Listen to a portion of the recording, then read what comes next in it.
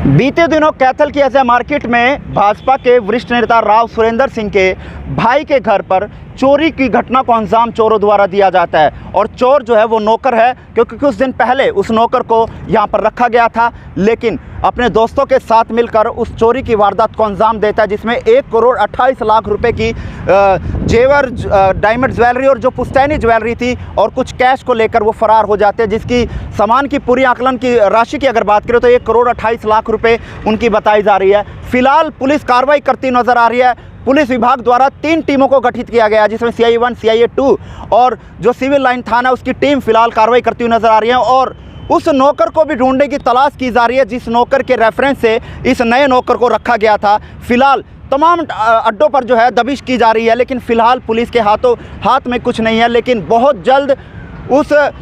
उन चोरों को जो है वो पकड़ लिया जाएगा, ऐसा अनुमान SP महोदय मकसूद अहमद का है। उनसे भी जान लेते हैं कि इस मामले में क्या कुछ कार्रवाई की जा रही है और कितनी जल्दी इन चोरों को पकड़ लिया जाएगा, क्योंकि कैथल के इतिहास में सबसे बड़ी चोरी, इस चोरी को आंका जा रहा है, इस चोरी को देखा जा रहा है, क्योंकि इससे पहले कैथल में इतनी बड़ी चोरी नहीं देखी गई थी, लेकिन कैथल में लगातार चोरी की वारदातें घटित होती जा रही हैं। वहीं पर एक बड़ा सवाल ये भी खड़ा करता है कि पुलिस विभाग द्वारा लगातार लोगों को जागरूक किया जाता है कि अगर आप किसी किराएदार को, किसी दुकानदार को या किसी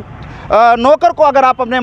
घर में या दुकान में रख रहे हैं तो उसकी पुलिस वेरिफिकेशन आपको बहुत ज़रूरी है करवानी, ताकि आने वाले समय में इस तरह की अगर वारदात हो तो उस तक जल्द से जल्द पहुंचा जा सके, उसके परिवार तक पहुंचा जा सके, ताकि इस तरह की वारदातों को रोका जा सके। तो इसलिए आम जनता से भी जो पुलिस अधीक्षक हैं वो उन्होंने अपील की है कि आप आने वाले समय में अगर नौकर रखते हैं या किसी किराएदार को रखते हैं या किसी अन्य व्यक्ति को किसी चीज़ के लिए अपने घर में रखते हैं तो आप उसकी पुलिस वेरिफिकेशन करवाएं, ताकि इन जैसी घटनाओं को रोका जा सके। लेकिन फिलहाल बहुत जल्द ऐसी पुलिस अनुमान जो है वो लगाती जा रही है कि इन चोरों को बहुत जल्द सलाखों के पीछे डाल दिया जाएगा, लेकिन फिलहाल पुलिस विभाग की तीनों टीमें दबिश पर दबिश करती हुई नजर आ रही हैं, लेकिन फिलहाल चोर पुलिस की गिरफ्त से बाहर है। लेकिन चोर कितना ही सातिर क्यों ना हो, एक ना एक दिन पुलिस के हत्थे चढ़ जाता है। चलिए SP महोदय से जानकारी हासिल कर लेते हैं कि क्या कुछ इसमें आगामी कार्रवाई की जा रही है। देखिए, इस मामले में हमने 3 स्पेशल टीम का गठन किया हुआ है, जो कि हमारी दोनों CIA की टीम है और थाने की टीम है। जो कि हमने इनपुट ये मिला था कि भाई जो ये नौकर इन्होंने रखा था, जो अभी इनके घर से फरार है और उसी ने ये वारदात की है, तो वो भी उसके ऊपर भी हम काम कर रहे हैं और उसको जिस नौकर के रेफरेंस से रखा गया था, जो किसी और ने रेफ़र किया था, वो भी अभी फ़रार चल रहा है। तो हम उनकी तलाश में हैं, हमें जो इनपुट्स कुछ मिले हैं उसी दिशा में हम काम कर रहे हैं। हमने अपनी दोनों टीमों को आगे भेजा भी हुआ है और लोकल यहाँ पे हम साइबर सेल भी हमारी लगी हुई है और लोकल थाने की टीम भी लगी हुई है। हम यहाँ पे लगातार पूछताछ कर रहे हैं और जैसा भी होगा आगे उसके संबंध में कार्रवाई, बिल्कुल हमारा यही उद्देश्य है कि जल्द से जल्द इसको ट्रेस आउट किया जाए। सर, जैसे कोई नौकर रखता है या कोई किराएदार रखता है तो उसके लिए क्या मैसेज देना चाहेंगे आम पब्लिक को? आम पब्लिक के लिए संदेश यही है कि पुलिस पहले भी इस संबंध में समय समय पर जागरूकता अभियान भी चलाती है और हमारी तरफ से एडवाइजरी भी जारी की जाती हैं कि अगर कोई भी व्यक्ति किसी भी नए किराएदार को अगर किराए पे मकान देता है या कोई भी नया नौकर रखता है तो उसका वेरिफिकेशन पुलिस के माध्यम से ज़रूर कराएं। यहाँ पे इस मामले में भी ये चीज़ ज़रूर हमारे नोटिस में आई है कि जो नौकर रखा गया था उसका पुलिस वेरिफिकेशन नहीं हुआ था। तो हमारी लोगों से, आमजन से यही अपील है कि आप किसी को भी अगर मकान किराए पे देते हैं या फिर किसी को नौकर को नए को रखते हैं या किसी और संबंध में किसी भी अनजान व्यक्ति से कोई भी आपका रिलेशन या कोई भी लेन देन ये का मामला होता है, कुछ होता है, तो आप उस संबंध में उनका एक जानकारी ज़रूर ले लें उनके बारे में और उनका पुलिस से वेरिफिकेशन भी करवाएं।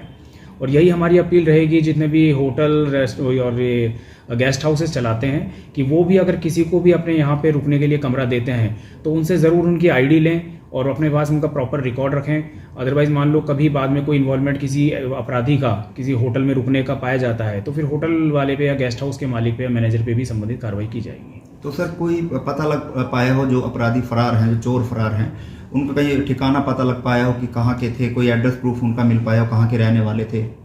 जो इनका जो मेन इनका खुद का नौकर था जो कि मेन एक्यूज है और उसके जो एक साथी था वो नेपाल के ही रहने वाले थे और जो साथी था उसकी ID भी हमें मिली है कि जो नेपाल की है और हम इसी दिशा में काम कर रहे हैं कि जो और इनके साथ में मिले होंगे, शामिल होंगे, जो भी लोग हैं, जितने भी संदिग्ध हैं, उनके ऊपर इसी दिशा में काम कर रहे हैं। सर, चोरी की वारदातें कैथल में लगातार देखी जा रही हैं, चोरी की वारदातें ज़्यादा कैथल में होती हैं, तो अब आप आए हैं तो किस तरह से इन चोरी की वारदातों को कम करने में या इनको रोकने में किस तरह से प्लानिंग की जा रही है, किस तरह से ड्यूटियाँ लगाई जाएंगी ताकि इन चोरी की वारदातों को रोका जा सके? इस दिशा में हमारा प्रयास यही रहेगा कि हम पुलिस गश्त को बढ़ाएंगे और नाके जो हैं हमारे शहर के चारों तरफ जो रात्रि में लगते हैं, शाम के समय लगते हैं, उनको भी प्रॉपर मुस्तैद किया जाएगा। उन पर फोर्स भी थोड़ी हम बढ़ाएंगे और इसी दिशा में काम होगा कि पहले भी जिस हिसाब से पेट्रोलिंग हमारी रूटीन में चलती है उसको और ज़्यादा मजबूत किया जाए और अफसरों की भी जिम्मेदारी लगाई जाए कि अफसर खुद भी पेट्रोलिंग पे निकलें, फील्ड पे निकलें और ज़्यादा से ज़्यादा पेट्रोलिंग करें, गश्त करें। और लोगों में ये मैसेज भी जाना चाहिए कि भाई चोरों पे भी ये पुलिस का कम से कम डर होना चाहिए कि भाई पुलिस एक्टिव है, अगर वो कुछ भी वारदात करेंगे तो पुलिस तुरंत एक्शन लेगी। इसी दिशा में हमारा ये तो प्रयास क्या है। माना जाए, क्योंकि लगातार इस चोरी की वारदात लगातार कैथल में हो रही है और पुलिस की कार्यशैली पर कहीं ना कहीं लोग सवाल खड़ा करते हुए नजर आ रहे हैं, तो अब क्या माना जाए कि आपने नई जिम्मेवारी, आप बखूबी आए हैं, एसपी की जिम्मेवारी संभाली, तो क्या मानते हैं कि लोग अब बेचिंत रहें कि कुछ अच्छे कदम जो है वो इस और उठाए जाएंगे ताकि चोरी की वारदातों को रोका जाए? जी देखिए, पुलिस का यही प्रयास होता है, हमारा भी यही प्रयास है। मैंने चाहे नया यहाँ ज्वाइन किया हो, लेकिन मैं मानता हूँ कि पहले के अफसर भी इस दिशा में ध्यान देते होंगे और हमारा उद्देश्य यही है कि आमजन सुरक्षित महसूस कर सकें। अगर कोई वारदात होती है तो ये निश्चित है कि जनता के मन में थोड़ा उसका डर पैदा होता है कि ऐसी वारदातें हो रही हैं। हमारा उद्देश्य यही रहेगा कि शहर को शांत बनाए रखें, शहर में चोरी की वारदातों पर अंकुश लगाया जा सके और अपराध पर भी अंकुश लगाया जा सके। सर, पब्लिक और पुलिस के बीच में जो संबंध है वो अच्छा बने, इसको लेकर पब्लिक और पुलिस की मीटिंग जो है मंथली एक होनी चाहिए, उसको लेकर क्या कुछ किया जाएगा सर? इस दिशा में हम कम्युनिटी लाइजन ग्रुप भी बनाएंगे और एक हम पीस कमेटी भी बनाएंगे। पहले भी ये मैं वैसे जांच पता लगाऊंगा, मेरे हिसाब से शायद पहले भी जिले में ये बना होगा, लेकिन अगर नहीं बनाया तो इसकी स्थापना की जाएगी, इसका गठन किया जाएगा और उनकी निरंतर मासिक लेवल पर बिल्कुल मीटिंग की जाएगी, थाना लेवल पर भी, उसके बाद DSP लेवल पर भी और फिर यहाँ पर SP ऑफिस लेवल पर भी इनकी मीटिंग की जाएगी।